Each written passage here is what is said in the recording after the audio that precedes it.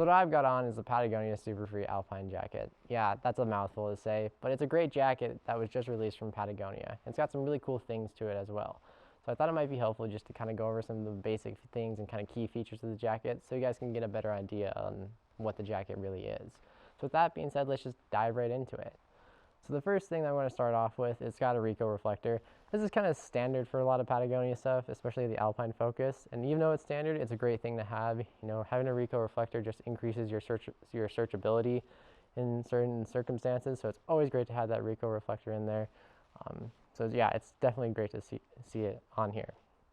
So the next thing I'm going to kind of go over, it's got pit zips. Pit zips are always welcome because they just make it so you can dump heat really fast. I mean, and if you're approaching something or if you're on a climb on a hot day, you know, having those pit zips to open them up, it's great because you just dump heat really fast. So that's always great to see with this kind of type of jacket, especially more of that Alpine focus, because just that kind of key detail, just so you can regulate heat a little bit more efficiently.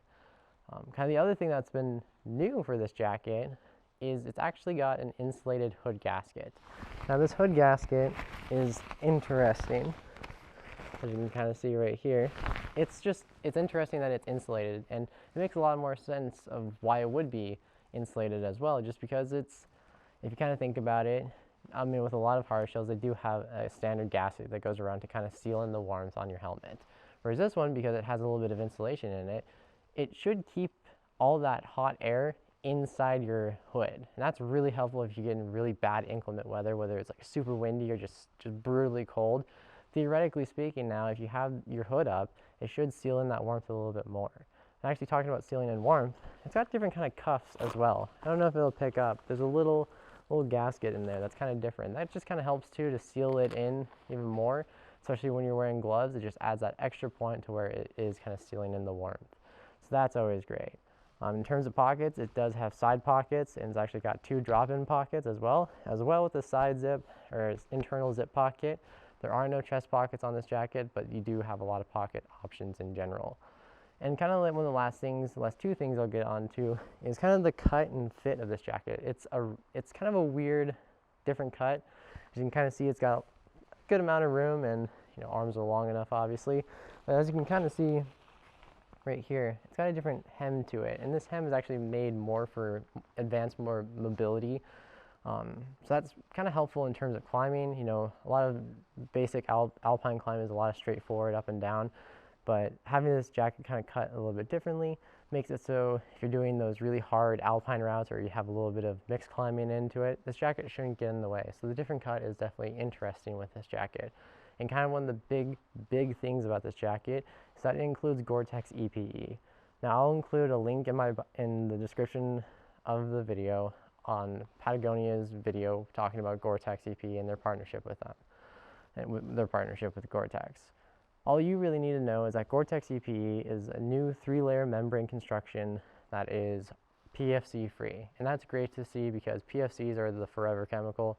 So having Patagonia get away from that is always great, and it's going to be the new industry norm. It performs really good, and yeah, so Gore-Tex EPE is a great thing to have in this jacket. So with all that kind of being said, those are kind of the key, you know, features and specs of this jacket. Let's move on to the sizing.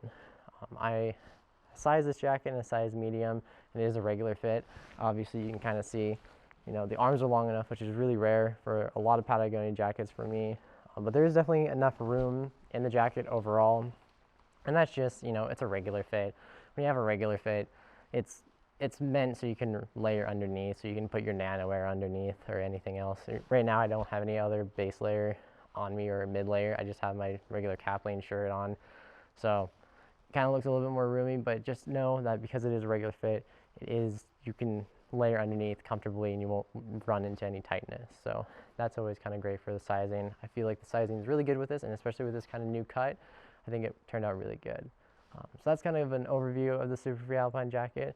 If you guys have any questions about this jacket, feel free to leave a comment. Hopefully I can get to it. I don't have as much time in this jacket as I just got this recently, and this upcoming ice climbing season will be the first time I'll be using this jacket. So just keep that in mind. But with that being said, thank you guys for watching, and I'll see you guys in the next one.